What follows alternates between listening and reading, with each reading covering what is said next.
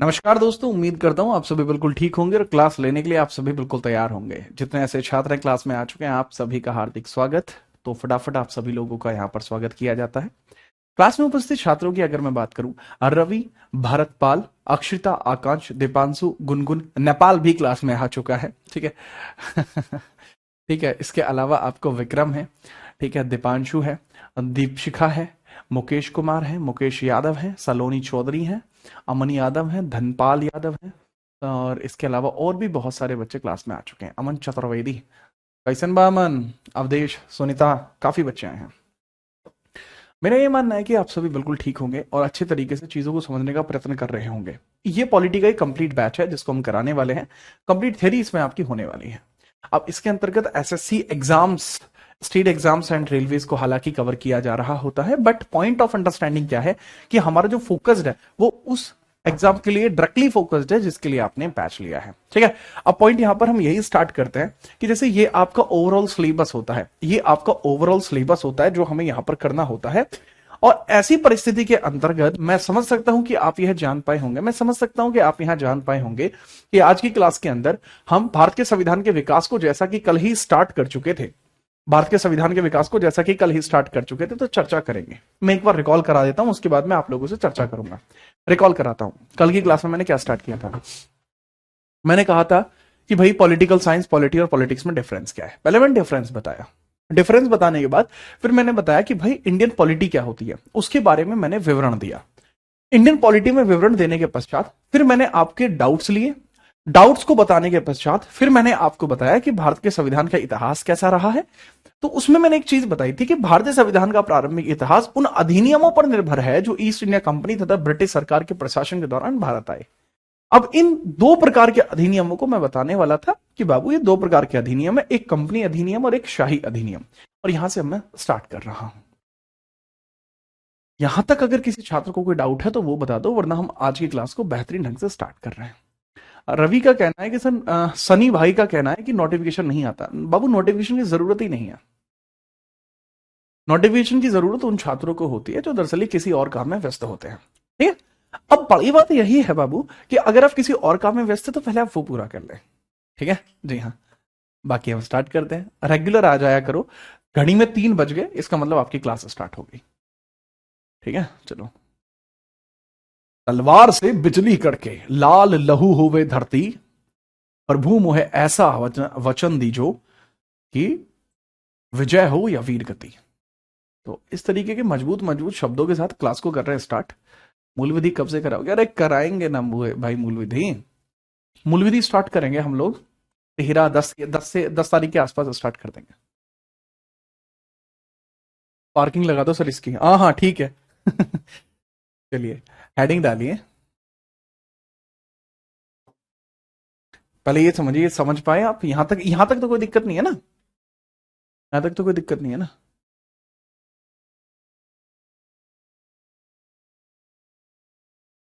ठीक है अंकुर, चलो बाबू, हेडिंग डालिए आप यहां पर। बैकग्राउंड मैं सोच रहा हूँ ब्लैक ही रखूं सो दैट कि एक क्लासिक लेवल पर आप चीजों को समझ पाए। हेडिंग डालिए। यहाँ पे जो यूनिट है हमारी वो है भारत के संविधान का विकास। वही है भारत के संविधान का विकास, तो उसमें हिस्ट्री ऑफ इंडियन कॉन्स्टिट्यूशन चल रही है। तो हेडिंग हमारी यही है, history of Indian constitution. History of Indian constitution यही चल रही है ना बाबू? इंडियन कॉन्स्टिट्यूशन,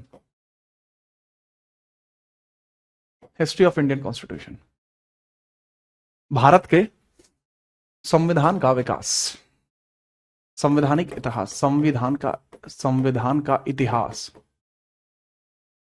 इतिहास, इतिहास का मतलब होता है एक पुराना बीता काल, या एक पुराना बीता काल इतिहास होता है।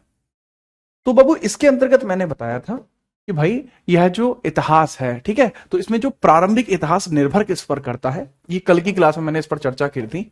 दोबारा से देखिए, प्रारंभिक इतिहास निर्भर करता है, प्रारंभिक इतिहास, इतिहास दो प्रकार के अधिनियमों पर निर्भर है। दो प्रकार के अधिनियमों पर निर्भर है, कि अधिनियमों पर निर्भर है, दो प्रकार के अधिनियमों पर निर्भर है। अधिनियमों पर निर्भर है। तो depends on two type of acts, depends on two type of acts, ठीक है, depends on two type of acts. इसको इंग्लिश में यहां लिख लीजिए, depends on two type of acts, depends on two type of acts, ठीक है। चलो, अब भैया जो दो प्रकार के अधिनियम हैं या किस प्रकार से है, देखो एक तो हो जाएगा मेरे भाई इसके अंतर्गत आपका जो अधिनियम होगा जिसको कहा जाएगा कंपनी अधिनियम, एक ऐसा अधिनियम होगा जिसको कहा जाएगा शाही राज अधिनियम, ठीक है। चलो, जैसा मैंने बताया कि बाबू इसके अंतर्गत एक होगा आपका कंपनी अधिनियम और एक होगा शाही राज अधिनियम। एक होगा बाबू इसके अंदर कंपनी अधिनियम और एक होगा इसके अंदर शाही राज अधिनियम, एक होगा शाही अधिनियम। तो कुछ कंपनी अधिनियम कुछ शाही अधिनियम कहलाएंगे। इंग्लिश और हिंदी में थोड़ा थोड़ा डिफरेंस और वेरिएशन रहेगा।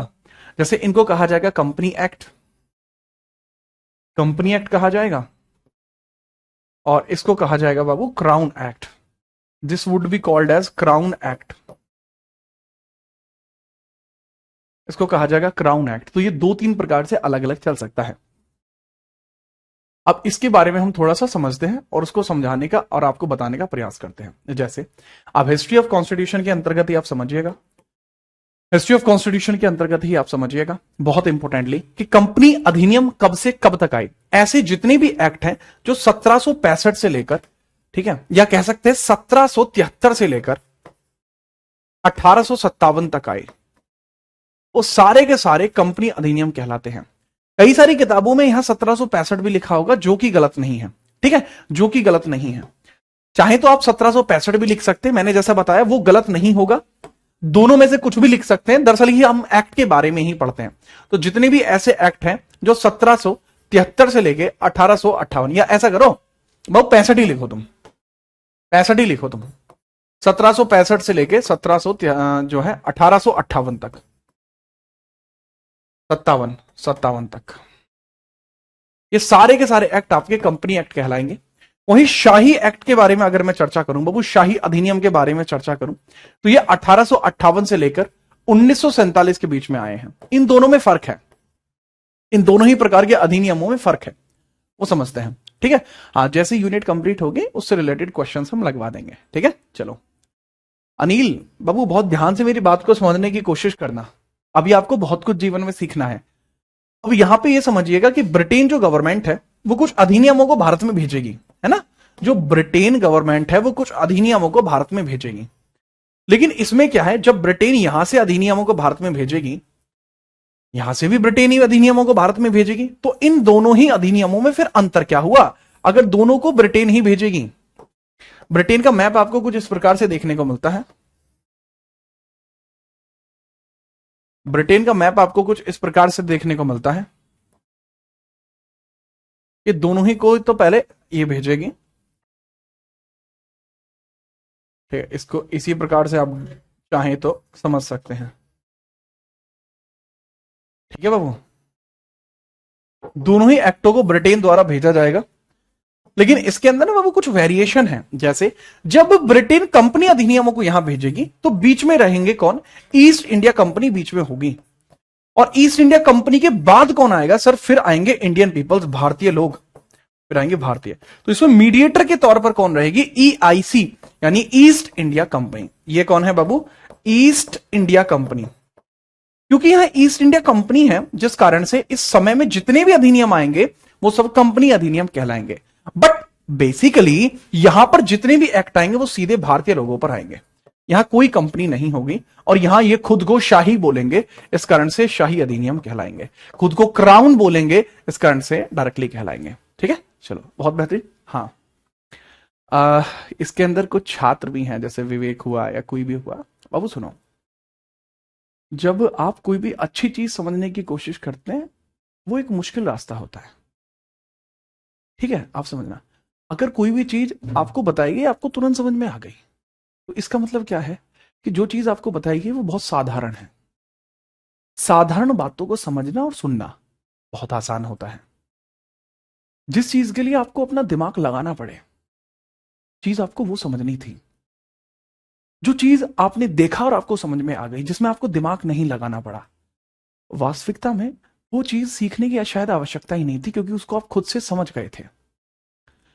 तो आप थोड़ा दिमाग का प्रयोग इसमें करेंगे। यहां रटी रटाई बातें नहीं होती इंडियन पॉलिटी में कि भाई बाबर का बेटा हुमायूं था, हुमायूं का बेटा अकबर था, वो वैसे ही रहेगा, वो अकबर ही रहेगा, पैदा हो गया, पैदा तो होना ही था जी।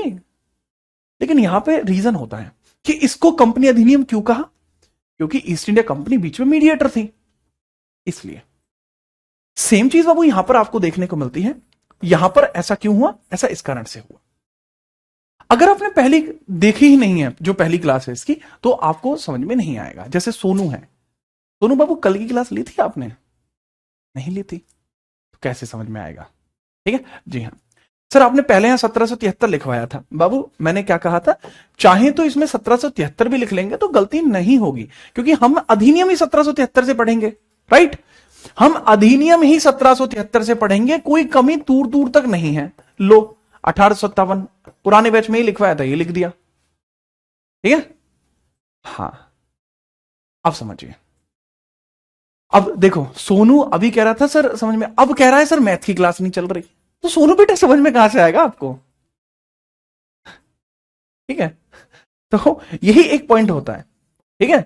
इसमें समझिए, और आपको समझ में आया है नहीं आया है वो चीज आपको अगले पेज पर पता लग जाएगी, जब मैं आपसे क्वेश्चन पूछूंगा सेम चीज का, तो आप खुद समझ जाएंगे, है ना। तो इसमें आप समझिए, जो आपको बताया जा रहा है, बोर्ड पे लिखी हुई बातें क्या आप समझ पाए, इतना आपके लिए पर्याप्त होगा, ठीक है जी हाँ। अब यहां पर जैसे कंपनी अधिनियमों में आपको देखने को मिलते हैं, जैसे एक्ट की स्टार्टिंग होती है 1773 का रेगुलेटिंग एक्ट। अब इनको ये समझना सर रेगुलेटिंग एक्ट बता दो सर। बाबू रेगुलेटिंग एक्ट आगे पढ़ाया जाएगा, अभी तो मैं इंडेक्स रेडी कर रहा हूं, ठीक है। पॉइंट ये है विनियामक अधिनियम, तो सही आप कारण नहीं जानते।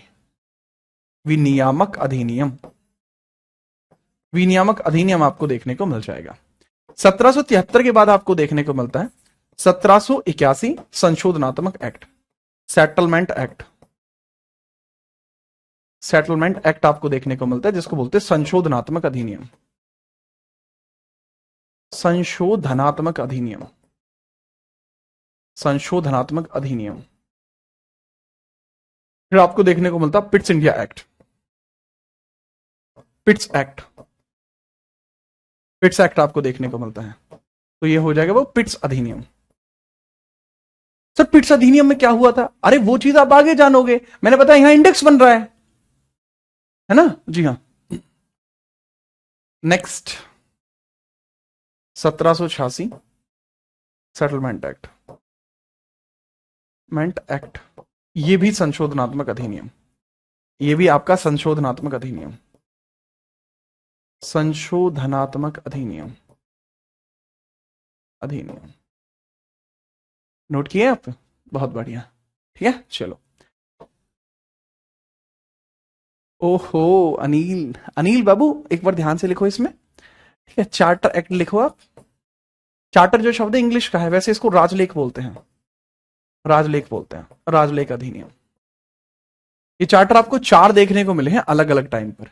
एक चार्टर आपको देखने को मिला 1793, एक आपको देखने को मिला 1813, एक आपको देखने को मिला 1833 और एक आपको देखने को मिला 1853। तो इस प्रकार से आपको ये देखने को मिला है, राइट। बहुत बेहतरीन। अब यहां शाही अधिनियम कौन कौन से हैं सर? ये तो चलो आपने कंपनी अधिनियम बता दिए, जैसे आपने बताए हैं, तो अगली क्लास मतलब जैसे जैसे क्रम से चलते रहेंगे, एक एक अधिनियम के बारे में हम समझते चले जाएंगे। पेपर में इसी प्रकार के क्वेश्चन बनते हैं, राइट। हाँ शाही अधिनियम की बात अगर मैं करूं, तो यहां पे कैसे कैसे आपको देखने को मिलता है शाही अधिनियम। सबसे पहले शाही अधिनियम में आपको देखने को मिलता है, बहुत इंपॉर्टेंट एक्ट है, जिसको बोलते हैं 1858 भारत शासन अधिनियम, भारत शासन एक्ट अधिनियम। इसको बोलते हैं government of India act, government of India act, India act आपको देखने को मिलता है, ठीक है राइट जी हाँ।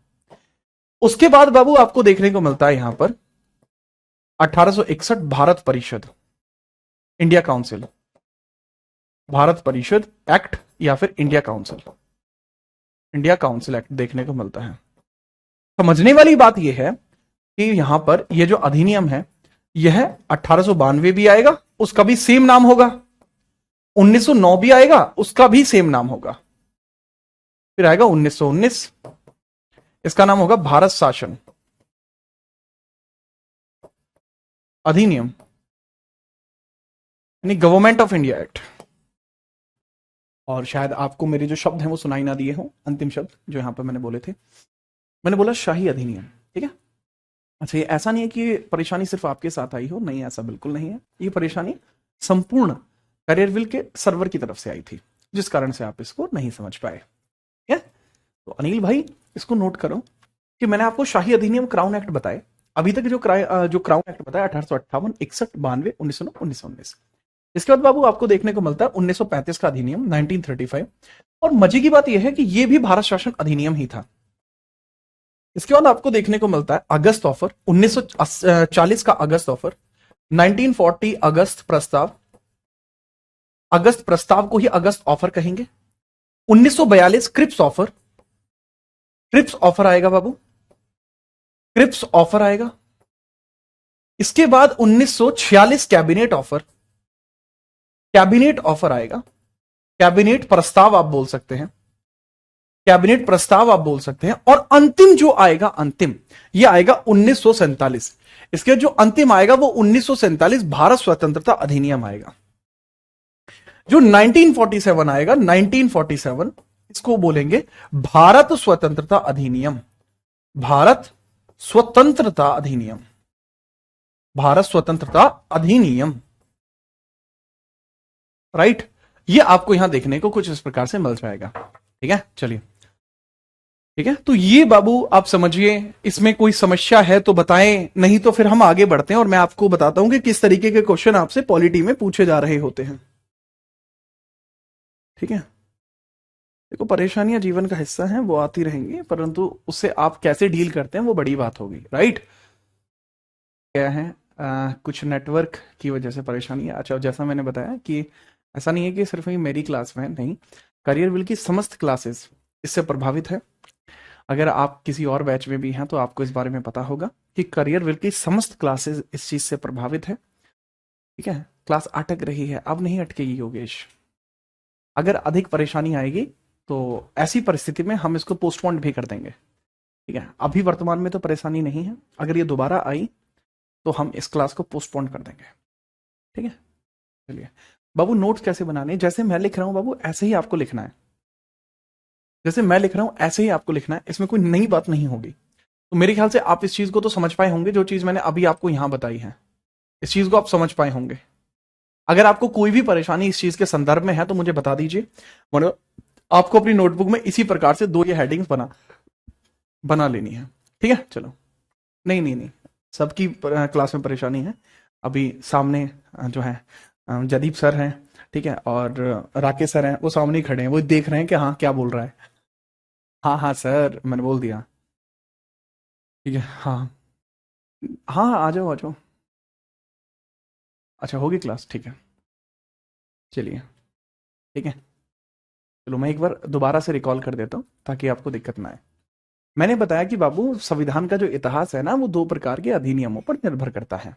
एक प्रकार के जो अधिनियम होते हैं ना, उनको बोला जाता है कंपनी अधिनियम। वो जितने भी ऐसे अधिनियम हैं जो 1765 से 1857 के बीच में आए, इसको चाहे तो 1773 से 1857 भी लिख सकते हैं। तो इस बीच में जितने भी एक्ट आएंगे वो कंपनी अधिनियम कहलाएंगे।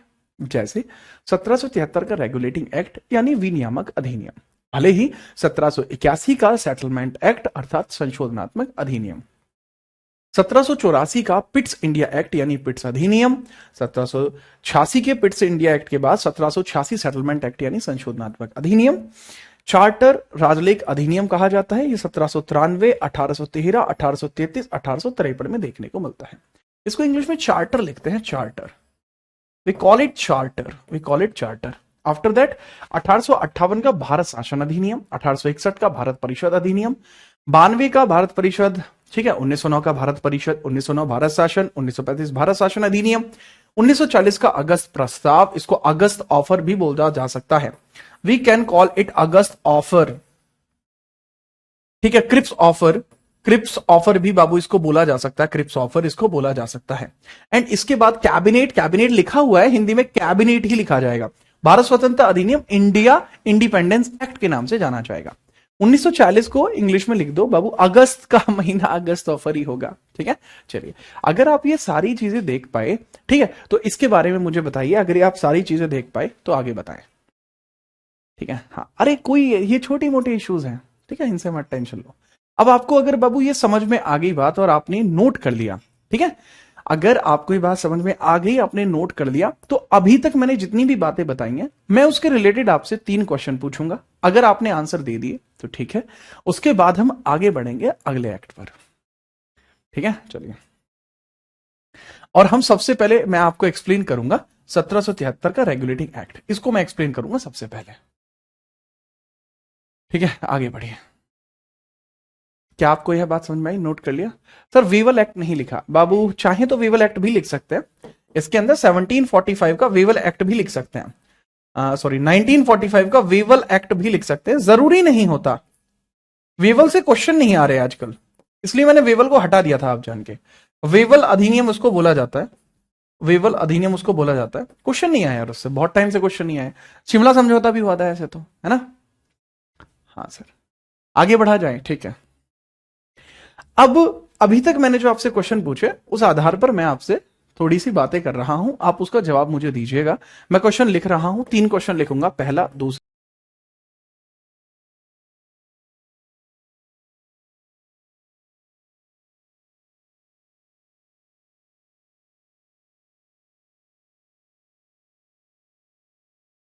इंटरनेट दोबारा से चला गया था और दोबारा से ऐसा ही हो गया, ठीक है। और चलिए, मैंने आपके लिए, मैंने सोचा कि टाइम बचा है तो मैं क्वेश्चन ही लिख लूं, तो मैंने आपके सामने क्वेश्चंस लिख दिए हैं, इसका कृपया करके आप आंसर देंगे। पहला क्वेश्चन आपके सामने है कि निम्नलिखित में से कौन सा शाही अधिनियम है? अब आपको बताना है क्या 1773 एक शाही अधिनियम है, 1781 शाही अधिनियम है, 1726 शाही अधिनियम है, 1861 एक शाही अधिनियम है? ये सवाल है। दूसरा सवाल यहां पर है कि एक देश का दिशा निर्देश पत्र क्या होता है? Protocol letter for a nation क्या कहलाता है? ठीक है। अब तीसरा क्वेश्चन ये कहता है कि भाई भारत में प्रशासन का आधार क्या है? प्रशासन का आधार है क्या? प्रशासन का आधार क्या है? क्या है भारत में प्रशासन का आधार क्या है? पहला, ठीक है, सामाजिक प्रणाली, यानी सोशल, लोग जो भी कहें वो उसको मान लें। बी, ठीक है, धार्मिक ग्रंथ, हम धर्म के ग्रंथ के अकॉर्डिंग अपने प्रशासन को चलाएंगे। सी, संविधान, या डी इसके अंतर्गत होगा, डी इसके अंतर्गत होगा जितने भी आपके निजी अधिनियम है, प्राइवेट एक्ट जितने भी हैं, निजी अधिनियम, जितने भी इंडिविजुअल एक्ट है, निजी अधिनियम। कृपया करके बाबू इनका जवाब दीजिए।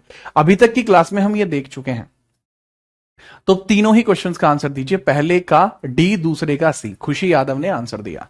ओके यादव जी, बात कुछ ऐसी है कि पहले का आपने बहुत अच्छा आंसर दिया है। कौन सा शाही अधिनियम है? ये एक कंपनी अधिनियम है, ये भी एक कंपनी अधिनियम है, क्योंकि कंपनी अधिनियम के लिए शर्तें हैं कि वो 1858 से कम हो। यह भी एक कंपनी अधिनियम है, लेकिन शाही पूछा है तो 1861 ही होगा। ठीक है, चलिए नेक्स्ट आपका है कि एक देश का दिशा निर्देश पत्र क्या है? एक प्रोटोकॉल लेटर, यानी जिससे देश चलता है। तो भारत देश चलता किस आधार पर है? तो बाबू भारत देश जो चलता है वो दरअसल संविधान के आधार पर, यानी कॉन्स्टिट्यूशन के बेसिस पर चलता है। अब भारत में प्रशासन का आधार क्या है? बेस ऑफ एडमिनिस्ट्रेशन क्या है? बाबू बेस ऑफ एडमिनिस्ट्रेशन अगर मैं बात करूं तो यह हमारा संविधान है, ना कि कोई धार्मिक ग्रंथ। तो संविधान के आधार पर ही देश चलता है, तो इसका करेक्ट आंसर सी होगा। तो इस तरीके के क्वेश्चन आपसे पूछे जाते हैं। एक और प्राइम लेवल का क्वेश्चन थोड़ा सा पूछ लेता हूं मैं आपसे, उसके बारे में मुझे बताइएगा। ठीक है, ये तो चलो छोटे हो गए, ठीक है, इनको तो उधर पहुंचा देता हूं, चलो उधर डाल दिए इनको। कुछ और क्वेश्चन आपसे मैं पूछता हूं, इसको बताने का प्रयत्न करना। 4th नंबर का क्वेश्चन पूछ रहा हूं, आप मुझे बताइए कि भारत के अंतर्गत जो केंद्रीय निकाय है, जो संविधान, जो कानून बनाता है, तो भारत का केंद्रीय कानून निकाय, भारत का केंद्रीय विधायी निकाय क्या है? विधायी निकाय क्या है? केंद्रीय विधायी निकाय। हालांकि आगे पढ़ाया जाएगा, बट थोड़ा मोटा मैं पढ़ा चुका हूं। इसको बोलते हैं सेंट्रल लेजिस्लेटिव बॉडी क्या है? सेंट्रल लेजिस्लेटिव बॉडी क्या है? लेजिस्लेटिव बॉडी क्या है? अब ये वाला जो सवाल है ना सेंट्रल लेजिस्लेटिव बॉडी वाला, ये आपका आ चुका है CGL 2024, UPSI 2017, ठीक है। एंड सेम क्वेश्चन आपका आ चुका है MTS 2023। अब बताइए इसका आंसर क्या होगा। अब इसके ऑप्शंस क्या हैं? लोकसभा, राज्यसभा, राज्यसभा, संसद या विधानमंडल, संसद या विधानमंडल, या विधानमंडल, विधानमंडल, ठीक है। इसका जवाब हालांकि मैं आपको दे चुका हूं, बट फिर भी आप बताइए, फिर भी आप बताइए। पांचवा सवाल बताइए, कानून लागू करना किसकी जिम्मेदारी है? कानून लागू जिम्मेदारी है, कानून लागू जिम्मेदारी है, किसकी जिम्मेदारी है कानून लागू? पहला, न्यायपालिका की, न्यायपालिका की। इसको मैं फिर भी लिख देता हूं, लॉ इंपोजिंग, लॉ इंपोजिंग किसकी जिम्मेदारी है बाबू? दूसरा ऑप्शन है कार्यपालिका, तीसरा है विधायिका, तीसरा है विधायिका, विधायिका, या चौथा है राष्ट्रपति। ठीक है, तो इसमें पूछा है कि लॉ इंपोजिंग किसकी जिम्मेदारी है, फटाफट बताएं। राम राम जी। सचिन यादव और मेजरली बच्चों ने इस सवाल का बहुत अधिक बेहतरीन उत्तर दिया। भारत का केंद्रीय विधायी निकाय, विधायी का मतलब होता है जो कानून बनाए, लॉ मेकिंग होती है विधायी के द्वारा। अब क्योंकि लॉ मेकिंग के लिए सेंट्रल लेवल पर कौन जिम्मेदार है, सेंट्रल लेवल पर कौन जिम्मेदार है, दैट इज संसद। करेक्ट आंसर, बेहतरीन, मैंने बताया भी था इसका। अब जो बच्चे इसका आंसर नहीं कर पा रहे वो क्या करें, वो कल वाला लेक्चर एक बार देखें, आप तब समझ पाएंगे। ठीक है बाबू। अब कानून लागू करना जिम्मेदारी किसका है? भाई अगर आप कानून को लागू करोगे तो लागू करना जिम्मेदारी है कार्यपालिका का, कार्यपालिका यानी एग्जीक्यूटिव की जिम्मेदारी है। क्या आप समझ पाए कैसे क्वेश्चन पूछे जाते हैं? तो अभी तक हम ये सारी चीजें कवर कर चुके हैं। एक आंसर ही वित्त मंत्री दे रहा है, ऑप्शन में वित्त मंत्री नहीं है, इसको आंसर वित्त मंत्री दिखाई दे रहा है। वाह जी वाह, जीता निकले आप तो बाबू। न्यायपालिका का काम होता है कानून का संरक्षण करना, ना कि कानून लागू। समझ पाए बात? ठीक है, बहुत बेहतरीन। अगर आप ये सारे जवाबों को बहुत अच्छे प्रकार से देते हैं तो मुझे बड़ा अच्छा लगा। अब हम बात करते हैं, हेडिंग डाल लीजिए 1773 का विनियामक अधिनियम। अब हेडिंग डाल लीजिए 1773 का विनियामक अधिनियम, क्योंकि मैंने बताया ये तो आपसे सिर्फ मैंने बताया था कि क्या क्या पढ़ चुके हैं, कैसे क्वेश्चन आते हैं। अब यहां जो मैं पढ़ाने जा रहा हूं, यहां मैं इससे पढ़ाने जा रहा हूं, क्योंकि इसमें क्या होता है, इससे 2-3 प्रकार के अधिनियमों में से क्वेश्चन बनते हैं। जैसे अधिनियमों में क्वेश्चन आते हैं कि भाई एक अधिनियम दिया जाएगा, पूछा जाएगा कि यह अधिनियम, ये जो निम्नलिखित कार्य है वो किस अधिनियम में देखने को मिला है, तो आप चुन लेंगे कौन सा अधिनियम है। ठीक है, चलिए देखते हैं। एग्जाम्पल की बात कर रहा हूं। टाइप ऑफ क्वेश्चंस कैसे बन सकते हैं, आपसे पूछा जा सकता है कि किस अधिनियम से वायसरॉय का पद बना। मतलब देखो क्वेश्चन कैसे आते हैं, अधिनियमों से कैसे क्वेश्चन आते हैं, अधिनियमों से कैसे क्वेश्चन आते हैं, अधिनियमों से, अधिनियम यानी एक्टों से कैसे क्वेश्चन आते हैं। पूछा जाएगा वायसरॉय पद, वायसराय पद किस अधिनियम में बना था, अधिनियम में बना। तो आप बताएंगे कि viceroy post creation, viceroy post created by, viceroy post created by, किसने वायसरॉय पोस्ट को क्रिएट किया था। देखो अगर मैं वायसरॉय पोस्ट की बात करूं, वायसरॉय पोस्ट क्रिएट किसने किया था वो समझिए भाई। इसके अंदर ऑप्शंस होंगे जैसे 1773 एक्ट, आंसर हो गया 1858 एक्ट, 1833 एक्ट, या आपका होगा 1765 एक्ट। आप इसमें से चुनेंगे जो भी सही होगा, राइट। अच्छा, जिसको पता है वो अच्छी बात है, जिसको पता है अच्छी बात है, वो बहुत बढ़िया है। ठीक है, लेकिन पॉइंट ये यहां पे यही आता है कि इसका करेक्ट आंसर तो 1858 होगा, लेकिन मुझे कैसे पता, जिन जो बच्चे आंसर करें उन्हें कैसे पता, क्योंकि उन्होंने क्या काम किया है, उन्होंने इन सभी अधिनियम को पढ़ रखा है। यानी उन्होंने 1773 भी पढ़ा, उन्होंने 1781 भी पढ़ा, वो सारे अधिनियम पढ़ चुके हैं, इसलिए आंसर कर पा रहे हैं। अब आप आंसर कैसे कर पाएंगे जब आप भी सारे अधिनियम पढ़ लेंगे। तो हम सबसे पहले स्टार्ट करते हैं, ठीक है, चलो सबसे पहले स्टार्ट करते हैं इसके अंतर्गत इसको बताना। ठीक है, तो ध्यानपूर्वक समझिएगा।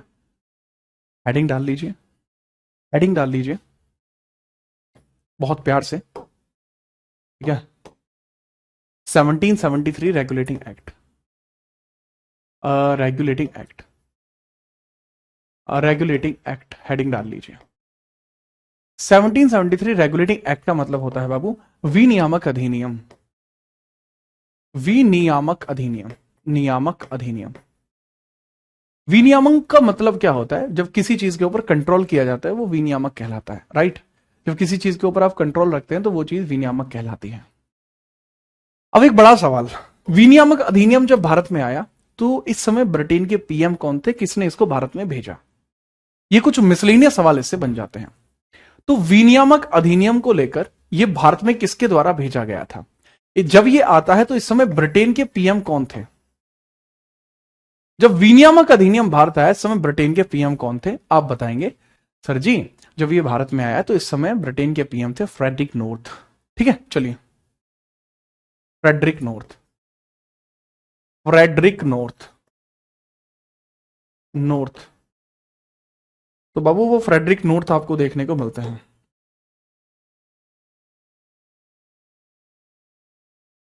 नॉर्थ आपको देखने को मिलते हैं, Frederick North, right, perfectly, yes sir. Next अगले पॉइंटर में हम क्रिएट करते हैं, अगले पॉइंटर में हम क्रिएट करते हैं कि भाई जब ये जो रेगुलेटिंग एक्ट है इसको किस समिति ने सिफारिश की थी? किस समिति ने इसकी सिफारिश की? किस समिति द्वारा सिफारिश की गई है? सिफारिश किसने की है? Demanded by which committee? Demanded by which committee? Demanded by which committee? Which committee? किस कमेटी ने इसको डिमांड किया था? तो दैट वाज सीक्रेट कमीशन, बहुत गुप्त समिति थी वो, गुप्त समिति, सीक्रेट कमीशन। सीक्रेट कमीशन ने बाबू इसको मांगा था, secret commission. Which committee that what, which committee it was that was secret commission, है ना? बहुत बढ़िया। तो ये चीजें हमें देखने को यहाँ पे मिलती हैं, ये चीजें हमें यहाँ देखने को मिलती हैं। यहाँ फ्रेडरिक नॉर्थ हो जाएगा, यहाँ गुप्त समिति हो जाएगी। बहुत सारे लोगों को सिर्फ नॉर्थ पता होता है तो वो लॉर्ड नॉर्थ करते रहते हैं। बस पॉइंट है कि इन डेप्थ चीजों के बारे में जानकारी रखिए, ठीक है। चलिए, अब एक बच्चा है जैसे कमेंट कर रहा है, देखो बाद में भी आप जैसे इस क्लास को रिकॉर्डेड देख रहे हो तो पहली बात तो यह है बाबू, अगर ये क्लास रिकॉर्डेड भी हुई होती तो भी यहाँ आंसर गुप्त समिति होता। पहली चीज तो ये हो गया। दूसरा, क्लास में आने का जो मेजर ऑब्जेक्टिव है वो ये है कि आपको जो भी पता लगे बहुत स्पेसिफिक पता लगे, है ना, बहुत ध्यान से, बड़े मजे से, है ना। तो इसलिए जैसे अब कमेंट आपका आ रहा है या नहीं आ रहा है, मैं दो तीन चीजें क्लियर कर दूं। आज तक मेरी क्लास में कभी कोई ब्लॉक नहीं हुआ, ना ही भविष्य में होगा। आप गाली बकें क्लास में या कुछ भी करें, है ना बाबू, तो टेंशन फ्री रहिए, आप खुल के खेलें। आपके लिए हमेशा मेरे पास से दुआएं ही होंगी जो आपको बेहतर बना पाए और एक अच्छा कंटेंट जो वास्तविकता में इस लेवल का होगा कि आप किसी भी पॉलिटी के एग्जाम में बैठे तो एक अच्छा स्कोर करें। अब सारी बात यहां खत्म हो जाती है कि आप लोग कितना ग्रहण करना चाहते हैं, ठीक है। चलो, तो ये चीज आपके ऊपर निर्भर है, ठीक है। ये अखंड सागर है ज्ञान का, आप कितना लेकर जाएंगे, ठीक है, आप कितना लेकर जाएंगे, तो चीजें यहां पर निर्भर करती हैं। तो आप जितना समझेंगे उतना आपके लिए बेहतर होगा। हाँ, बहुत बेहतरीन, ठीक है। जो उथले समुद्र होते हैं ना उनमें आवाजें बहुत होती हैं, तो आप गहरे समुद्र बनिए, समझे, आवाज एकदम शांत, चिल, ठीक है। सर इग्नोर करिए, अरे कोई कमेंट नहीं कर रहा, मैं बता रहा हूं सानिया, कैसी बात कर रहे हैं सानिया आप, ठीक है। चलिए, तो इसमें आप समझिएगा कि इसको लाने का ऑब्जेक्टिव क्या था, इसको लाने का ऑब्जेक्टिव क्या था, इसको लाने का ऑब्जेक्टिव अर्थात उद्देश्य क्या था, उद्देश्य क्या था बाबू। इसको लाने का ऑब्जेक्टिव यह था कि ईस्ट इंडिया कंपनी के कार्यों पर ब्रिटेन सरकार कंट्रोल करना चाहती थी, ठीक है। ब्रिटेन सरकार कंट्रोल करना चाहती थी। विनियामक का मतलब होता है किसी चीज के ऊपर कंट्रोल करना, रेगुलेट करना किसी चीज को, कि जैसे मैं इस क्लास को विनियमित करता हूं, मैं कहता हूं कि भाई 3 बजे चलाऊंगा तो 3 बजे चलाऊंगा, ठीक है, तो वो चीज थोड़ी होती है। उद्देश्य इसका क्या होता है इस एक्ट को भारत में लेके आने का? पहला उद्देश्य इसमें यह होगा कि भारत में ब्रिटेन सरकार द्वारा ब्रिटेन सरकार द्वारा, भारत में ब्रिटेन सरकार द्वारा ईस्ट इंडिया कंपनी के कार्यों का नियंत्रण, ईस्ट इंडिया कंपनी के कार्यों का नियंत्रण, कार्यों का नियंत्रण,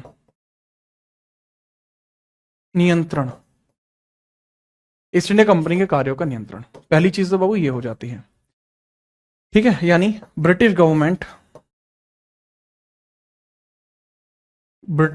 control over, British government control over, British government control over east India company works. और दूसरा, ईस्ट इंडिया कंपनी के कर्मचारियों से भ्रष्टाचार को दूर करना, ईस्ट इंडिया कंपनी के कर्मचारियों से को ईस्ट इंडिया कंपनी से भ्रष्टाचार मिटाना, भ्रष्टाचार खत्म करना, खत्म करना। इसका मतलब होता है abolition of, abolition of, abolition of, abolition of, abolish करने चाहते हैं हम किस चीज को, करप्शन को, करप्शन। इस वजह से बाबू यह अधिनियम भारत में लाना पड़ा। सर ये करप्शन कहां से आ गया? क्या उस जमाने में भी करप्शन होता था? बहुत होता था। इतना करप्शन था कि कंपनी इतना ज्यादा टर्नओवर कर रही थी, उसके बाद भी कुछ मिल ही नहीं रहा था सरकार को, है ना? जी हाँ। तो इस चीज के बारे में थोड़ा समझते हैं, ठीक है? जी हाँ।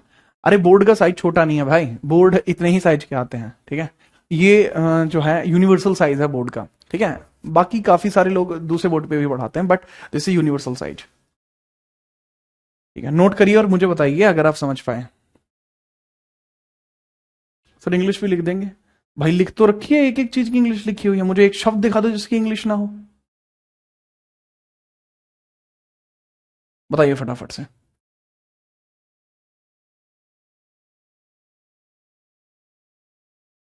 विशाल चौरसिया बाबू, आप ट्राई करके देख सकते हैं, अगर जिन टीचर से आपने पढ़ी है उन्होंने इतनी डिटेल आपको बताई हुई है तो वो पर्याप्त है, ठीक है? और अच्छे टीचर हैं जिन्होंने भी आपको पढ़ाया है। फिर अगर कुछ कमी आपको लगती है उन नोट्स के अंदर तो आप नोट्स बना सकते हैं।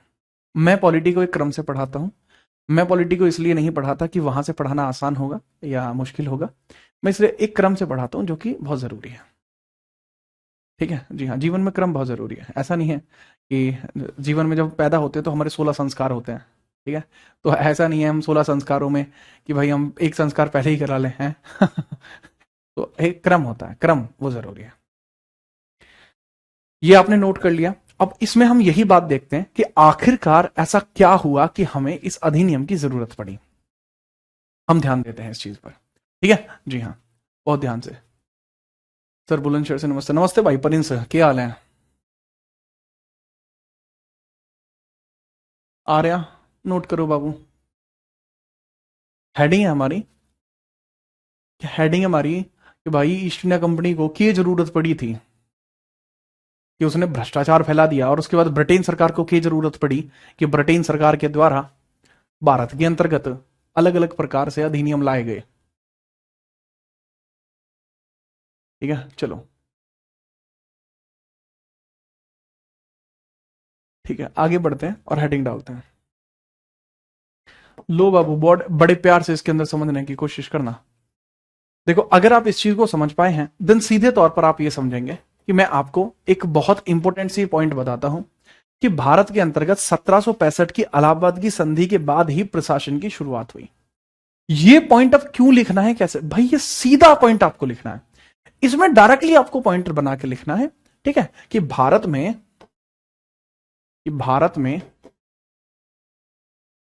1765 की इलाहाबाद संधि, ठीक है? 1765 की इलाहाबाद संधि के बाद, इलाहाबाद संधि,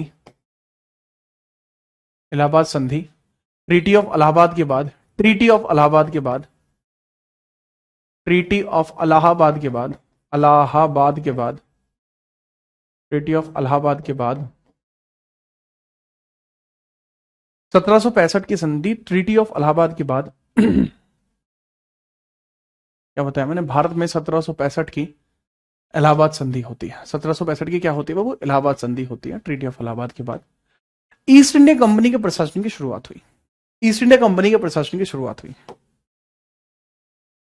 ईस्ट इंडिया कंपनी के प्रशासन की शुरुआत हुई, प्रशासन की शुरुआत हुई। शुरुआत हुई।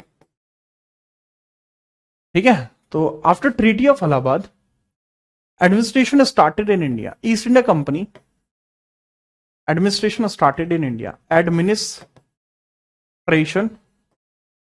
Started in India, started in India, started in India, started in India, ये भारत के अंदर स्टार्ट हो जाता है। ठीक है, चलिए अब 1600 के राजलेख का जो जिक्र है वो हम 1793 में कर लेते हैं। शिखा तिवारी, 1600 एडी का जो राजपत्र है उसका जिक्र हम 1793 में कर लेते हैं, है ना। तो पॉइंट ये है, तो मैंने बताया east India company administration started in India. ये कब स्टार्ट हुआ था? After the treaty of Allahabad 1765। ठीक है, अब इसके बाद क्या हुआ? इसके बाद बंगाल में, बॉम्बे में और महाराष्ट्र में, इन तीनों जगह पर। ठीक है, कहां कहां पर बाबू? बहुत प्यार से आप समझना।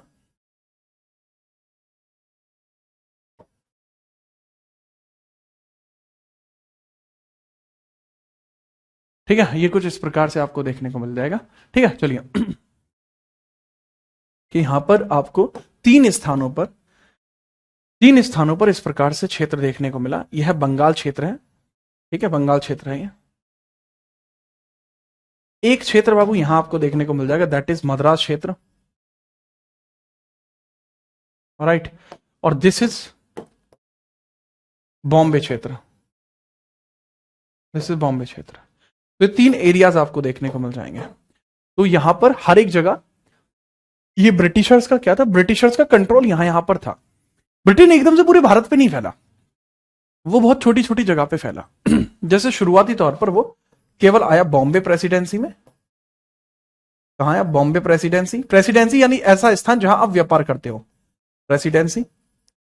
मद्रास प्रेसिडेंसी, मद्रास प्रेसिडेंसी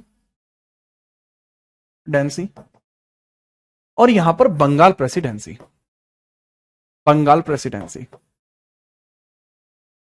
ठीक है, अब यहां से एक बहुत इंपॉर्टेंट बात आपको समझनी होगी, बहुत इंपॉर्टेंट बात आपको समझनी होगी। बताइए सर। बाबू इन तीनों में एक फर्क है, बहुत छोटा सा महीन सा फर्क है। ठीक है, बहुत छोटा सा महीन सा फर्क है कि यहां पर केवल व्यापार हो रहा है, यहां केवल और केवल व्यापार है, यहां केवल और केवल व्यापार है, लेकिन यहां पर केवल और केवल व्यापार नहीं है। बंगाल प्रेसिडेंसी में व्यापार के साथ साथ प्रशासन भी है। तो हमें जो ध्यान देना है, सारा का सारा फोकस हमें कहां रखना है? ट्रेड प्लस एडमिनिस्ट्रेशन की तरफ, क्योंकि यहां पर आपको ट्रेड के साथ साथ एडमिनिस्ट्रेशन भी देखने को मिलता है। एडमिनिस्ट्रेशन, एडमिनिस्ट्रेशन भी देखने को मिल रहा है, ट्रेशन भी देखने को मिल रहा है, यानी ट्रेड प्लस एडमिनिस्ट्रेशन हमें दोनों देखने को मिल रहा है, राइट। तो इसलिए हम बंगाल को थोड़ा ज्यादा फोकस करेंगे। तो 1765 की इलाहाबाद की संधि के बाद बंगाल में गवर्नर का पद बनाया गया। बंगाल में गवर्नर बना, बंगाल में गवर्नर पद बना, पद बना। पहला गवर्नर, ठीक है, governor of Bengal, governor of Bengal post created, Bengal post created. और पहला व्यक्ति कौन था इस पद पर बैठने वाला? इस पद पर बैठने वाला जो प्रथम व्यक्ति था वो कौन था? इस पद पर बैठने वाला जो प्रथम व्यक्ति था वो कौन था? फर्स्ट पर्सन, कोई मुझे नाम बता दो उसका। यहां बैठने वाला जो प्रथम व्यक्ति था उसका नाम क्या था?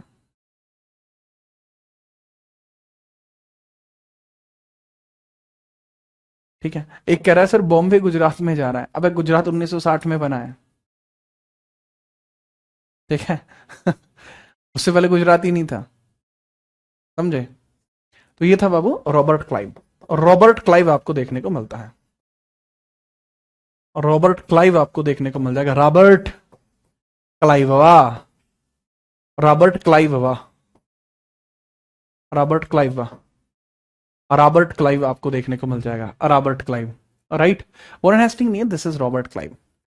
अब जो रॉबर्ट क्लाइव है ना आपका, दैट इज रॉबर्ट क्लाइव, ठीक है। लॉर्ड नहीं बोलता मैं, this is just Robert Clive, ठीक है। ऐसा कुछ उसने को बड़ा ही काम नहीं कर दिया था, ठीक है बाबू। अब यहां पे आप समझना कि इसने क्या क्या काम किए। तो इसने बंगाल में द्वैत शासन की शुरुआत की, ठीक है। इसके प्रमुख कार्य हम देखते हैं, प्रमुख कार्य। जैसे इसने डायर की स्टार्ट की बंगाल में, वर्क्स, इसके वर्क्स की बात करते हैं। स्टार्टेड डायरकी इन बंगाल, इसने बंगाल में द्वैध शासन शुरू किया। इसने क्या काम किया भैया? इसने बंगाल में द्वैध शासन शुरू किया, बंगाल में द्वैध शासन प्रारंभ किया। तो इसने क्या स्टार्ट किया बाबू? बंगाल में द्वैध शासन, यानी डायरकी इन बंगाल। स्टार्टेड डायरकी इन बंगाल। अब डायरकी क्या होती है वो समझिए बाबू। डायरकी से तात्पर्य क्या है बताइए बाबू? डायरकी का मतलब होता है एक ऐसा स्थान जहां दो लोगों का शासन होता हो। जैसे आज की डेट में, जैसे मैं हूं, मान के चलिए मैं उत्तर प्रदेश से बिलोंग कर रहा हूं, तो मेरे ऊपर जो शासन है वो मेरी राज्य सरकार का भी है, यानी योगी जी का भी है, और मोदी जी का भी है, क्योंकि वो केंद्र में है। तो सेम उसी प्रकार से एक स्थान पर जब दो दो लोगों का कब्जा होता है उसको बोलते हैं द्वैध शासन, डायरकी। तो इसने डायरकी स्टार्ट की। अब डायरकी में दो दो लोग कौन है बची जिनका कब्जा है? दो दो लोग कौन हो जाएंगे वो भाई? डायरकी के अंदर आपके दो लोग कैसे हो जाएंगे? एक हो जाएगा बंगाल का गवर्नर, एक बंगाल का नवाब। एक तो हो जाएगा बाबू बंगाल गवर्नर, जो कि रॉबर्ट क्लाइव खुद है। एक हो जाएगा बंगाल का गवर्नर जो कि रॉबर्ट क्लाइव खुद है, और एक हो जाएगा बंगाल का नवाब, जिसके बारे में हम कल देखेंगे। बंगाल का नवाब। अब ये दो अलग अलग लोग बंगाल के ही लोगों के ऊपर शासन कर रहे हैं। ये फौजदारी मामले देखता है, ये राजस्व मामले देखता है। अब ये ऐसा क्या करेंगे कि करप्शन बढ़ जाएगा, उसके बारे में हम कल बात करेंगे। ठीक है, चलो। तो आज के लिए बाबू चीजें कुछ इस प्रकार से रहने वाली थी। हमने बंगाल को ही क्यों चुना?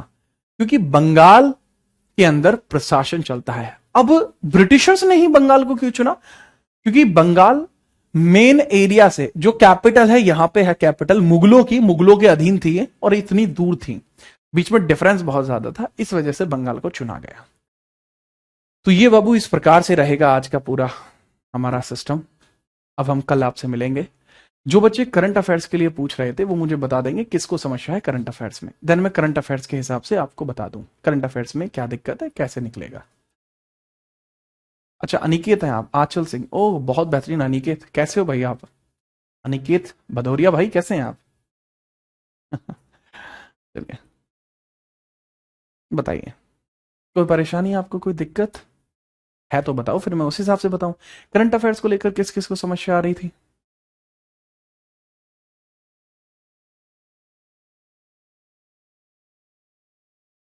ऑल द बेस्ट सर जी, 5 बजे मिलते हैं। बिल्कुल यादव जी, ठीक है। अलीगढ़ तक, अरे बाय बाद में कर लियो लाड लो, पहले ये बताओ किसको दिक्कत थी करंट अफेयर्स में? पूछो पूछो था, मैं पता नहीं था, हम बताते को नहीं। क्या दिक्कत थी भाई? तो मुझे बताइए, मुझे करंट अफेयर में दिक्कत। हम्म। सर मुझे इशू था, दो ही लोगों को इशू था क्या? अच्छा, ज्यादा लोग हैं। अच्छा, टाइम हो गया, कमेंट नहीं आएंगे 4 के बाद? आएंगे? अच्छा हाँ ठीक है।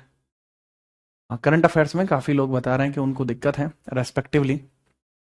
अच्छा, देखो करंट अफेयर्स को ना 2-3 तरीके से करना होता है। टॉपिक वाइज अलग करनी होती है, इसके अलावा टॉपिक वाइज के साथ साथ हम करते हैं उसको मंथली अलग और लास्ट ईयर की अलग। तो आपकी इस पूरी समस्या को मैंने सुलझा दिया है।